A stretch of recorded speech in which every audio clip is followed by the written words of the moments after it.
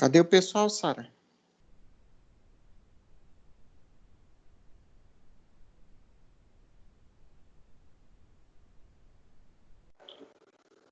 Não sei, professor. Eu mandei o link no grupo.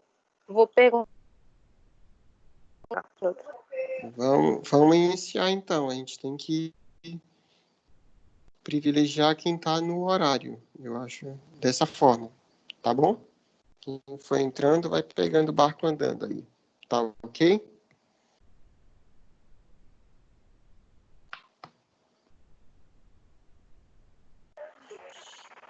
Ok. Vamos lá, então. Exames complementares nas doenças bacterianas. Então, a gente vinha uma sequência de exames complementares nas doenças fúngicas, depois nas doenças... Primeiro nas doenças virais, depois nas doenças fúngicas e agora nas doenças bacterianas. Isso daí corresponde à seção 3.4 do material de vocês, tá? Então, essa sessão aí ela é bem curta também, ela não é muito grande. É bem simples isso daí quando a gente trata dessas doenças bacterianas. E, obviamente, que ele vai se relacionar com as doenças bacterianas lá que foram estudadas, de origem bacteriana, com manifestações bucais, né? Então, a primeira delas aí seria a actinomicose, ok? Então, como a gente já falou, a actinomicose é infecção oportunista, normalmente causada por um tipo de bactéria chamada Actinomyces israelii, ok? Apesar dela ser oportunista, ela não é fácil de debelar. Quando ela acontece, ela tem um curso longo, uma duração longa, ok?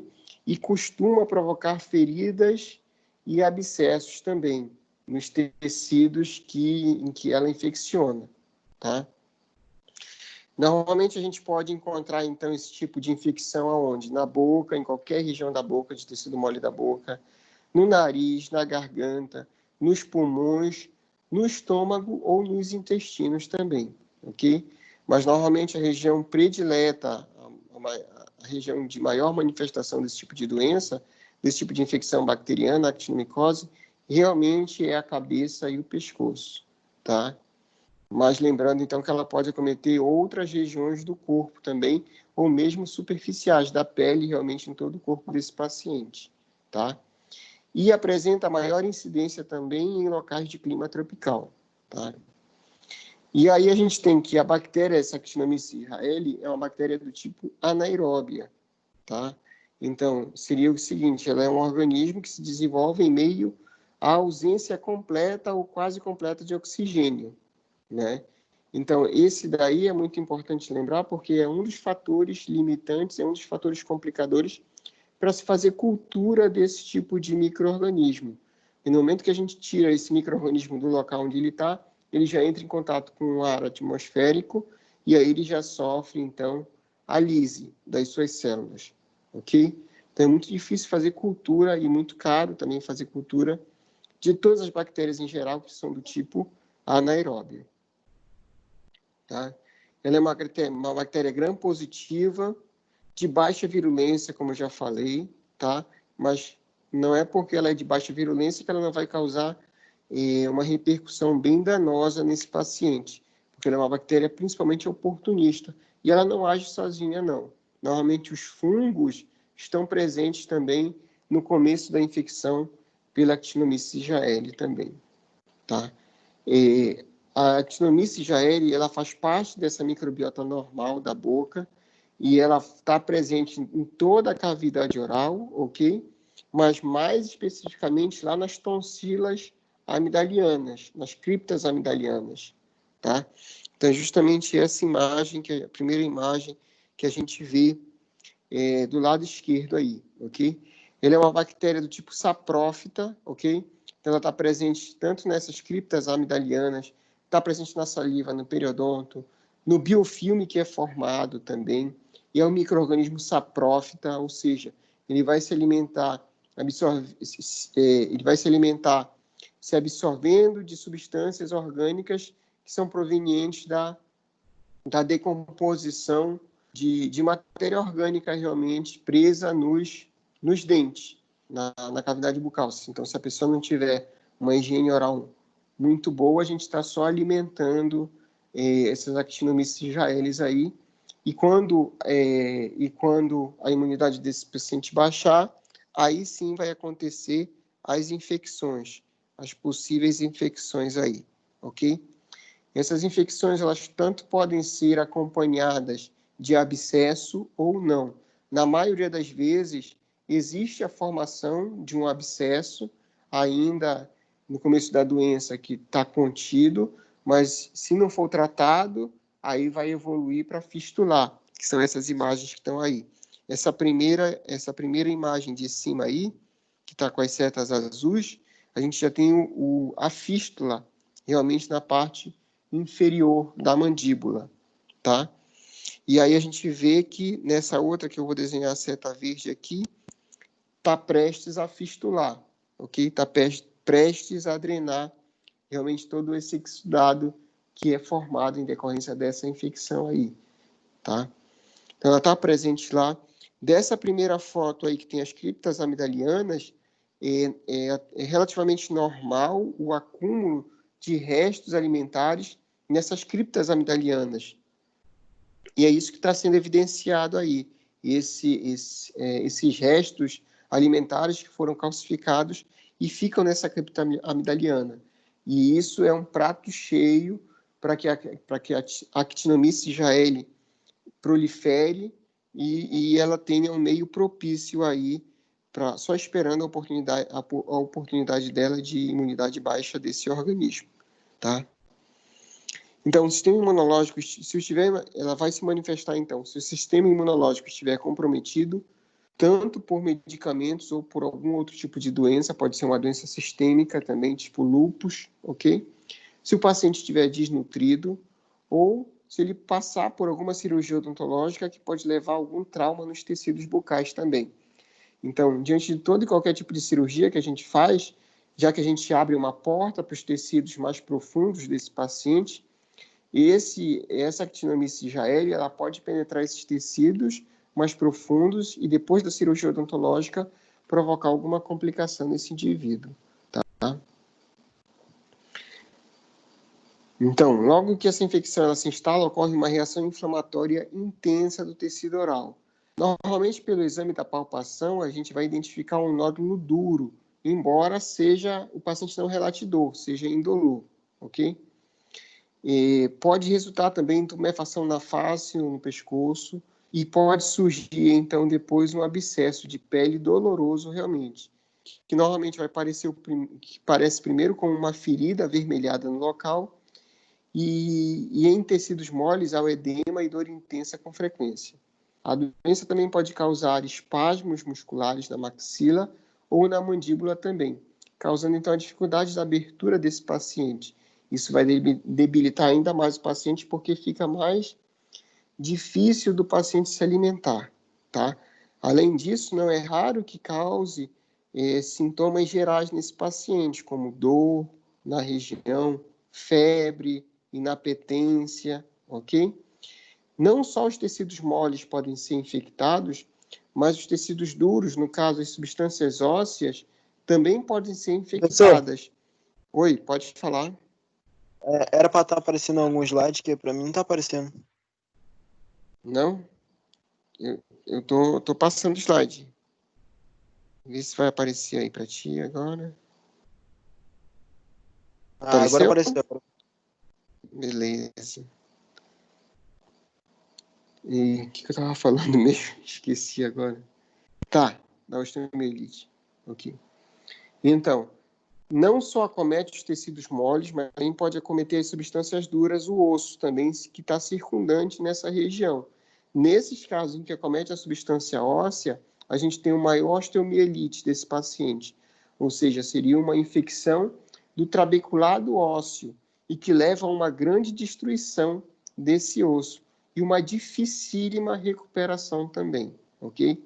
Em algumas situações extremas, pode ser até necessário fazer a ressecção do osso, ou seja, tirar aquela região que está com a osteomielite desse paciente, para ver o quão grave que é esse tipo de infecção, tá? Então, o diagnóstico normalmente ele é feito por meio de um estudo de amostras desse fluido ou de tecido também dessa área infectada. E aí o estudo é bem simples, porque você vai fazer a coleta desse material, já vai corar e já vai verificar no microscópio também. Isso daí é bem tranquilo. Então, na coleta disso aí vai se verificar as amostras de bactérias actinomyces, né?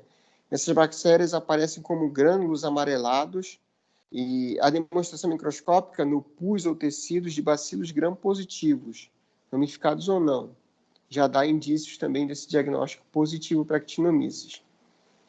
Ainda a gente tem a presença de grânulos de enxofre também, quando a gente vai fazer a drenagem desse abscesso. E aí essa resseta roxa, ok? A gente nota aí, ó, os grânulos de enxofre, tá? São essas granulações amareladas aí, são grânulos sulfúricos também, tá?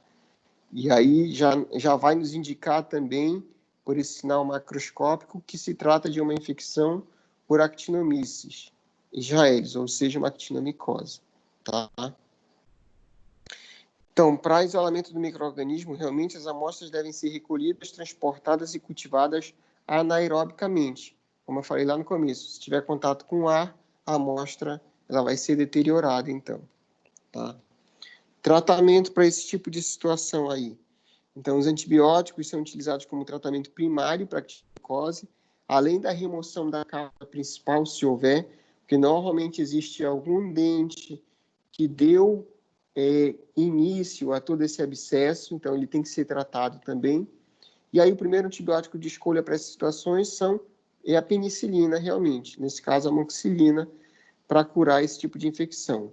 No caso dos pacientes alérgicos, aí já vai partir para os outros antibióticos de segunda escolha, que seriam tetraciclina, a tetraciclina com exceção de crianças e jovens, que não pode ser prescrito, por conta da forte quelação que ela tem com as estruturas duras do organismo do indivíduo. E aí, se for criança, a gente tem que partir ou para a clindamicina ou para a eritromicina para esse paciente. E o tratamento, como eu falei lá no começo, que é uma infecção de baixa virulência, mas oportunista e difícil de debelar. Pode durar, então, até anos o paciente tomando antibiótico para realmente haver a cura completa, 100% desse paciente. Não significa que parou de drenar o abscesso, não tem mais abscesso, o paciente está curado. Não, não é isso daí, tá? Tem que ser feito o exame minucioso de toda essa região, tá? Para a prevenção dessa actinomicose, então, a gente tem que orientar o paciente para boas práticas de higiene oral, visitas regulares ao dentista também, ok? E alertar o paciente de que, em determinadas situações, o paciente vai querer deixar para depois, tipo um dente que está extensamente destruído, cariado, mas o paciente não está sentindo dor, alertar de que aquilo lá pode se tornar algo muito pior, nesse caso seria a actinomicose para esse paciente. Mudei de slide, pessoal. Tuberculose, está dando para ver aí? Sim, professor. Ok. Então, a tuberculose é uma doença infecciosa, normalmente crônica, causada pelo micobactério tuberculose, que a gente já viu, né? Normalmente, a gente está bem exposto a esse tipo de infecção, porque ela é transmitida pelo aerossol, ela é transmitida pelo ar, por secreções respiratórias. Então, imagina que a gente vai atuar na boca desse paciente e espirrar um jato de água na boca desse paciente, que é a turbina de alta rotação, vai entrar em contato e trazer o que está lá dentro da boca desse paciente para o meio externo, levando, então, a um risco maior de toda a equipe de saúde se contaminar. Não só isso, mas como esse aerossol levar essas bactérias, pregar na superfície e outros pacientes que vão entrar em contato com aquela superfície se contaminarem também.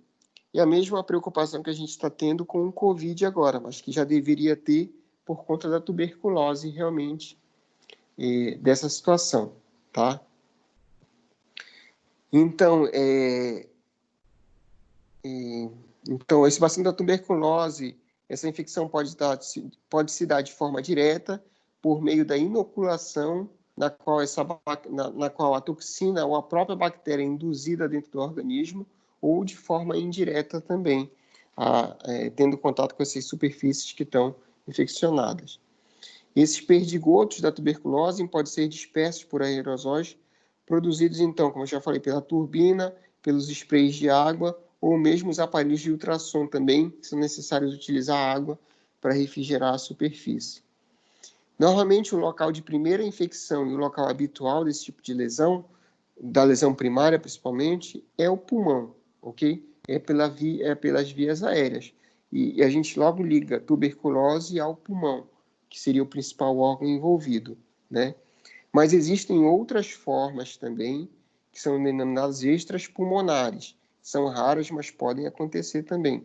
E podem afetar qualquer órgão ou tecido do corpo humano. E normalmente tem maior predileção em crianças que ainda estão aprendendo todo o seu sistema imunológico por conta disso. E, logicamente, que os pacientes imunodeprimidos por alguma situação, seja por doença crônica ou mesmo por imunodeficiência medicamentosa, tá? Tipo aquele paciente que fez transplante de algum órgão e precisa tomar imunossupressor, ok? Como sintomas, então, a gente pode observar o estado geral desse paciente, que ele vai apresentar uma febre geral, normalmente sempre no mesmo horário, de maneira de intensidade baixa, uma sudorese noturna, uma dificuldade de se alimentar, uma fraqueza, uma fadiga, um emagrecimento súbito também, e uma tosse intensa que pode ser ou não acompanhada de secreção. Pode ser uma tosse seca ou uma tosse que produza secreção, tá? E nesse caso que produz secreção, pode evoluir até a pessoa escarrar sangue realmente, tá? E essa secreção pode ser tanto proveniente do pulmão, traqueia ou do brônquio também. São os locais que vão abarcar essa lesão por esse tipo bacteriano, tá? As manifestações orais da tuberculose, então, ficam em torno de 3,5%, tá?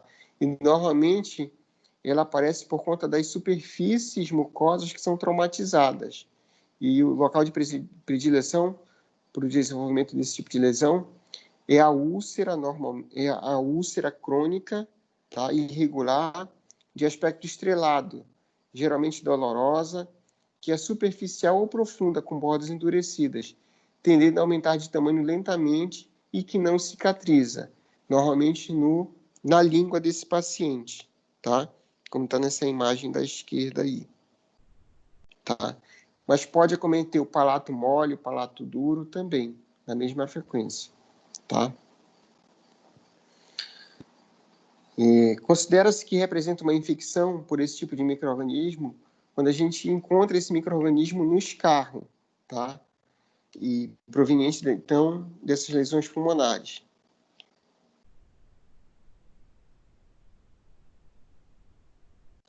Essas úlceras, então, elas podem ser do tipo ulcerativo, elas podem ser do tipo nodular também, formar pequenos nódulos ulcerados, ok? É uma doença debilitante, né? E altamente infecciosa também. Então, o diagnóstico da tuberculose pulmonar é feito por meio de pesquisa bacteriológica, que é um método seguro, rápido e normalmente de baixo custo. O exame direto, normalmente, se dá pela pesquisa de bacilos álcool ácido resistente, onde, então, é feito 3 coletas de amostras dessa secreção das vias aéreas inferiores em dias subsequentes pela manhã antes do jejum. E aí essas amostras são colhidas, são tratadas no mesmo momento e observadas no microscópio. São coradas no mesmo momento e observadas no microscópio realmente, ok? Ou então pode ser feita uma cultura dessa micobactéria, tá? E aí, essa daí está mais indicada para os casos em que a baciloscopia dá um resultado negativo, tá? Mas mesmo assim a pessoa apresenta os sinais clínicos da tuberculose, tá? Então, o diagnóstico das lesões orais pode se concretizar por meio de exame de biópsia também, tá? já que vai apresentar também os micobactérios presentes nas lesões, no tecido também. Já o exame histopatológico vai exibir granulomas de área central necrótica, rodeados de linfócito e tecido fibroso, tá? Além dessa área central, desenhar de verde aqui, dessa área central que mostra uma necrose do tecido, tá? E a gente vê um tecido inflamatório realmente reagindo a algum agente infeccioso, algum antígeno, tá? Então, depois da avaliação do paciente, o primeiro passo para assistência odontológica possibilita ao dentista identificar o paciente com a doença ativa, reconhecer essas possíveis queixas e sintomas indicativos da tuberculose. Então, se o paciente aparecer no consultório com esta configuração, úlceras que não cicatrizam já há muito tempo, com tosse, inapetência, uma febre, normalmente no mesmo horário, normalmente na tarde, no finalzinho da tarde, que é baixa, emagrecimento súbito, pode dizer para ele procurar o infectologista, que é o infectologista que vai tratar essa tuberculose desse paciente, realmente. Tá? Eu tenho um videozinho aqui para a gente assistir.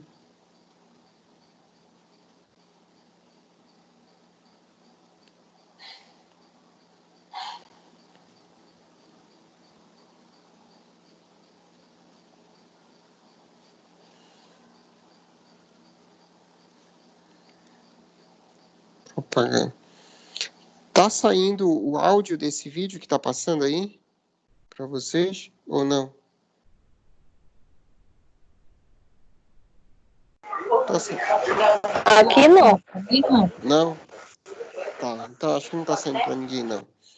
Então esse é um vídeo do YouTube aí que mostra de forma bem didática assim, a tuberculose, para a gente entender um pouquinho mais, tá?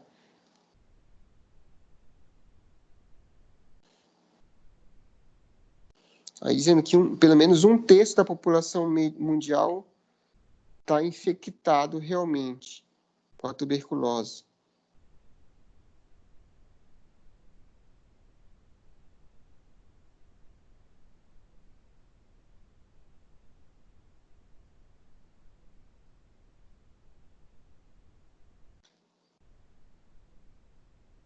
Isso daí seria o bacilo da tuberculose.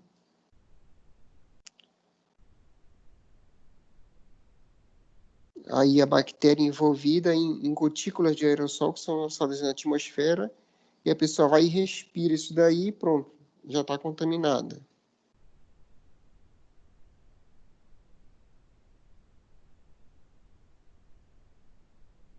Ele está dizendo que a dose infecciosa é muito, muito baixa, né? Esse bacilo ele pode sobreviver na superfície por horas e horas.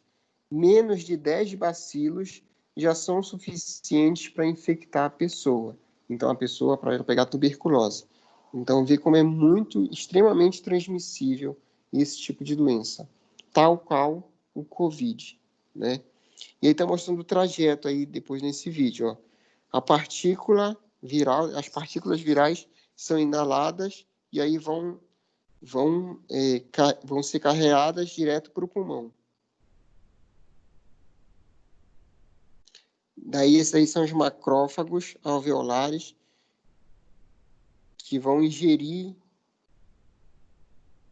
os bacilos.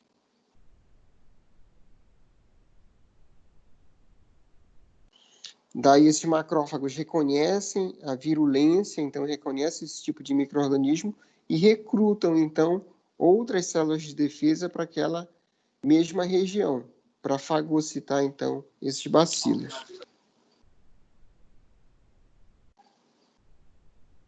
Então, esse daí é a formação desse granuloma, ok?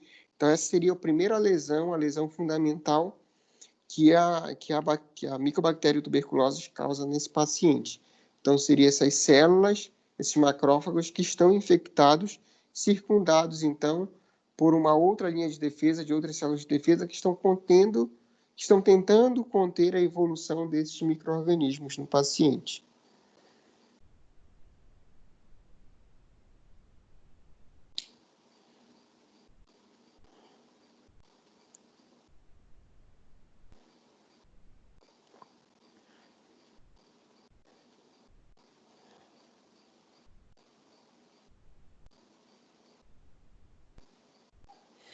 Depois, esse daí é o centro de necrose desse granuloma aí. Porque os macrófagos, depois que eles fagocitaram esses bacilos, eles são mortos pelos bacilos. Então, nessa situação aí, o micro-organismo continua infectando a pessoa. Então, a pessoa tem esse granuloma, continua infectando a pessoa não apresenta os sinais clínicos da doença, ok? Mas em uma oportunidade, então, numa baixa imunidade desse indivíduo, ok? Os micro-organismos já estão no pulmão, eles vão se disseminar rapidamente por todas as regiões do corpo. E professor, Pode falar. Esse, no caso do granuloma, ele só aparece nesse caso dos agentes da tuberculose ou outras doenças infecciosas pulmonares como a BC-Pássea, com a bactéria BC-Pássea? Ele vai acontecer pode acontecer em todo e qualquer tipo de infecção, tá? Quando a gente fala de dente também, que a gente vê a formação de granuloma, é a mesma coisa que está acontecendo aqui. É a mesma situação, tá? Então, as bactérias estão lá, estão em estado latente, o nosso organismo está com o sistema imune completo, 100%, e está tentando debelar aquela infecção. Então, ele só contém a infecção, ok? Então, isso seria um granuloma. Tanto é que esse centro aí, que ele está com necrose, se a gente for... Isso daí é uma das formas também, eu vou falar mais lá na frente, que seria fazer uma punção aspirativa. E aí, tirar o conteúdo desse centro aí, vai ter, entre os elementos liquefeitos do tecido, desse pequeno abscesso também, né? Vai ter os micro-organismos que aí que a gente vai identificar qual que é a doença desse paciente realmente. Então, isso pode acontecer tanto no pulmão, quanto em qualquer outra parte do corpo, ok? Tanto é que a gente vê granuloma associado a elemento dentário também, e por qualquer tipo de agente infeccioso, seja ele bactéria, seja ele vírus ou fungo também. Tá bom?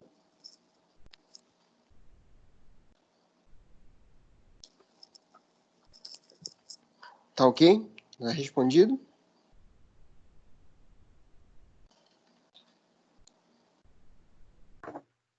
Tá ok, professor.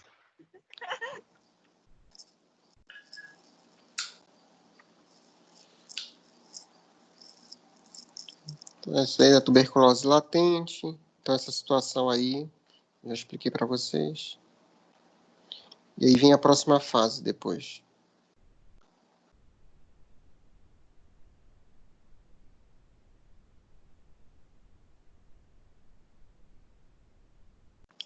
Esse pontinho branquinho que apareceu aí, então, é o seguinte. A pessoa foi infectada, formou esse granuloma, e aí ele vai fazer o tratamento com antibiótico terapia, e aí vai debelar realmente toda essa infecção, ok? Depois que debelou toda essa infecção, aí sim vai formar pequenos pontos de calcificação no pulmão ou na área infectada que tinha o granuloma. Que esse granuloma significa o quê? Que a infecção estava em estado latente. E aí, se o sistema imunológico, então, ficar comprometido, por conta de quê que está aparecendo aí? Medicamentos imunossupressores, infecção HIV, desnutrição, envelhecimento.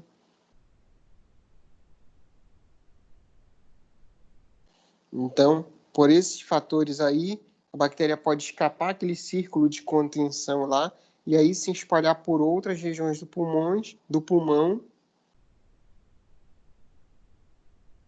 Aí sim a tuberculose pulmonar ativa. Isso daqui pode acontecer meses ou mesmo anos após a infecção inicial. Então, eu posso ter, de repente, eu nem sei, mas eu posso ter um granuloma lá no meu pulmão sei lá, daqui a 20 anos, 30 anos, que eu vou ficar velho, obviamente, né? Eu posso manifestar, então, a tuberculose de forma ativa. E aí, do pulmão, pode ganhar outros órgãos pela via linfática, pela via sanguínea, realmente. Aí seria a tuberculose disseminada.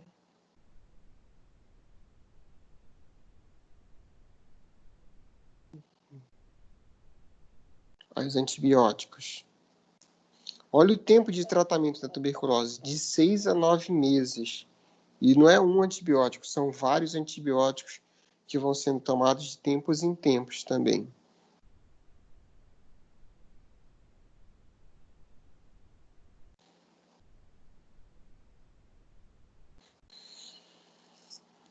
Ok. Citologia esfoliativa. O que seria isso daí, né? Seria um dos métodos de detecção dessas doenças bacterianas, tá? Então, como é que seria isso daí?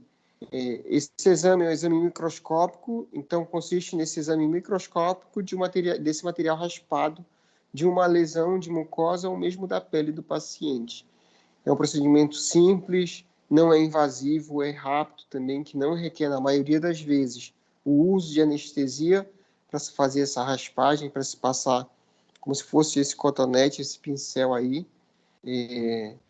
Tem a desvantagem tem a vantagem de ser um exame rápido, o que diminui a ansiedade do paciente, mas tem a limitação, né, que torna a sua indicação bastante precisa, porque é aplicada somente na presença de tecido escamoso ou descamativo, né? Se nada estiver descamando, a gente não pode remover nada dessa superfície, então não dá realmente para a gente fazer, não vai dar para a gente atestar microscopicamente nada realmente, tá?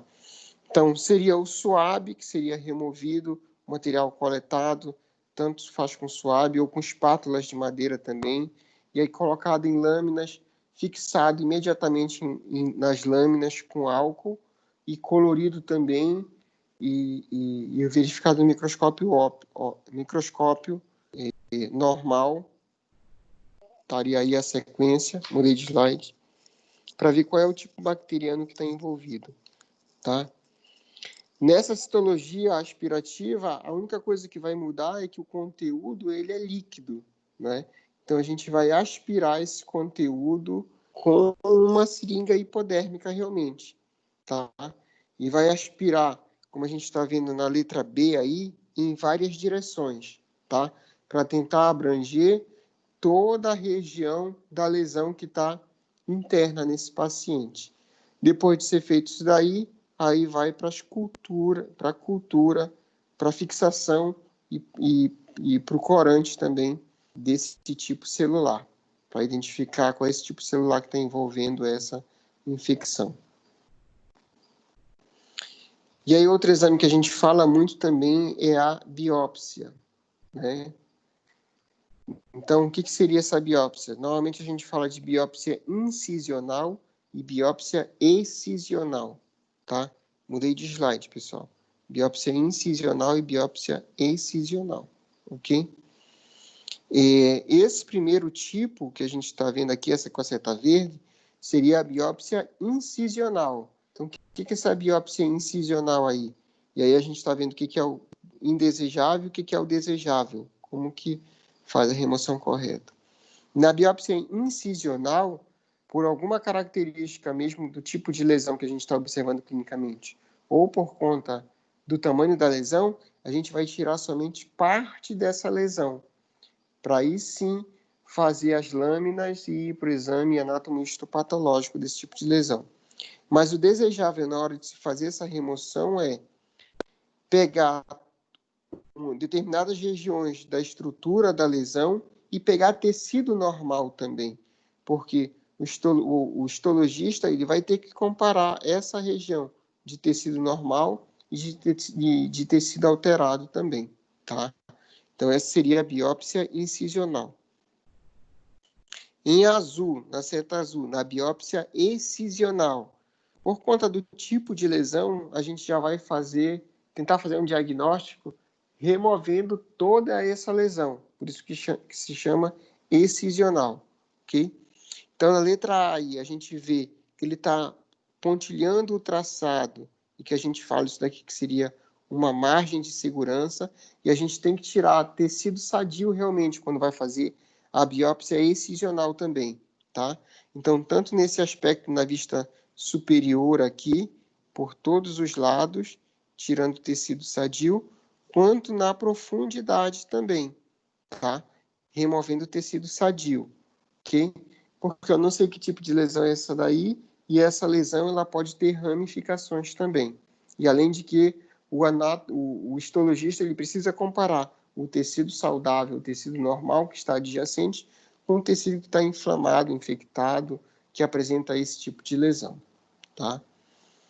Determinadas situações são contraindicadas para fazer a biópsia em si, ok? Então, quando o paciente tem uma saúde sistêmica que está muito debilitada, a gente não vai fazer esse tipo de biópsia excisional, aí opta por fazer a biópsia incisional, que é tirar a menor quantidade de tecido possível daquela lesão, tá? Portadores de patologia que levam a um comprometimento do derramamento de sangue, os hemofílicos realmente, né?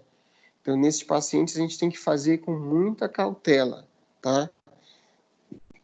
Normalmente, prescinde de um contato com o médico desse paciente para nos orientar em relação a essa hemofilia, a esse derramamento de sangue desse paciente. Pacientes que têm hemangioma também, na mesma região em que tem a lesão, ou seja, tem uma proliferação de vasos sanguíneos, que seria esse tumor chamado hemangioma. Então, a gente não faz esse tipo de exame, realmente isso daí é contraindicado a biópsia nesse tipo de região, tá? Ou então a gente não vai precisar fazer essa biópsia quando só pelas características da lesão, a gente já sabe, pelo exame clínico, a gente já sabe qual é o tipo de lesão, qual é o tipo de doença. Aí não precisa realmente fazer a biópsia nesse paciente. A biópsia é só um exame complementar para certificar alguma ou algumas hipóteses diagnósticas que a gente tem, ok? Essa outra imagem aí que tá em amarelo, na seta amarela, seria um bisturi circular, ou chamado de punch, ok? Esse bisturi circular, ele já é próprio também para fazer essas biópsias. Dependendo do tamanho dele, ele vai ser feito uma biópsia incisional, tirando somente parte da lesão e parte do tecido sadio também, ou vai ser uma lesão, ou vai ser uma biópsia excisional também, dependendo do tamanho da abertura que tem esse punch, ou esse bisturi circular aí, tá? Normalmente, quem usa bastante esse tipo de instrumento para fazer biópsia são os dermatologistas, que as lesões na pele começam de forma bem pequena, com pequenos pontinhos, então esse punch é indicado para fazer esse tipo de biópsia nesses pacientes. Aí seria outro vídeo falando da biópsia excisional, tá? Mas aí vai se aplicar para a biópsia incisional também. Então, a pessoa fazendo toda a higiene é um procedimento cirúrgico como outro qualquer. Então, prescinde de se fazer a antisepsia do profissional, ok? Então, a lavagem das mãos rigorosa, enxugar as mãos rigorosamente, utilizar capote cirúrgico, luva cirúrgica também, calçamento das luvas cirúrgicas para fazer esse tipo de procedimento, ok? Preparação do campo, o campo totalmente estéril, e aí arrumar a mesa cirúrgica. Normalmente a gente precisa fazer anestesia para remover o tecido, para incisar o tecido, ok? E as outras pinças hemostáticas, tesouras, cabo de bisturi, afastador, lá em cima pinça bacaus, pinça Allis, fazendo o carregamento da seringa Carpuli, antisepsia intraoral, agora partindo do paciente. Primeiro, a antisepsia extraoral do paciente, na pele maxilofacial desse paciente. Depois, colocação de campo fenestrado. O paciente já deve ter feito o bochecho também, com clorexidina 0,12%. E fora, normalmente, não está pintado aí, porque normalmente faz com clorexidina 2%. Esse tipo de lesão aí é o que a gente chama de mucocele. Então, é um extravasamento de muco, de saliva, para o interstício, para o tecido, tá? Então, procedendo à anestesia local ao redor de toda a lesão, tá?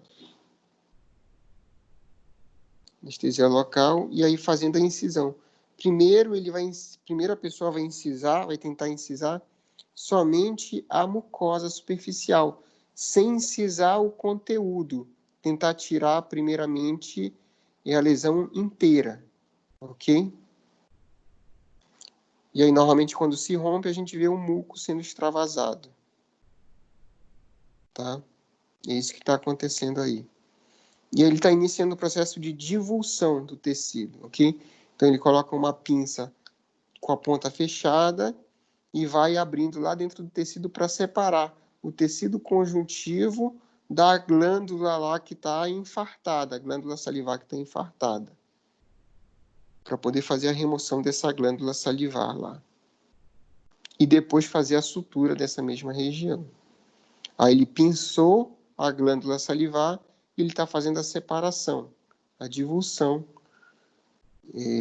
da glândula salivar do resto do tecido conjuntivo. Aí a glândula salivar do lábio do paciente que estava infartada. As glândulas salivares, aí nesse caso é mais de uma.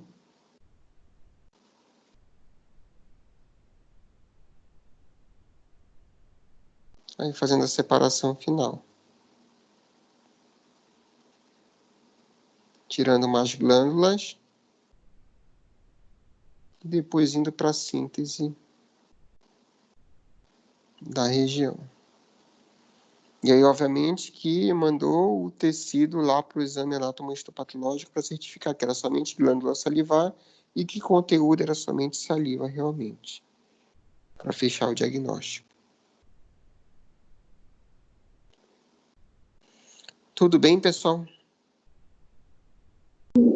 Tudo, professor. Beleza, então. Ó, a respeito do vídeo lá, só recebi no e-mail de 2 pessoas, ok? Não vi aqui se a Sara mandou agora de novo. Sara mandou. Sara Miranda Vieira. Não é isso? Tá aí, Sara? Sim, professor.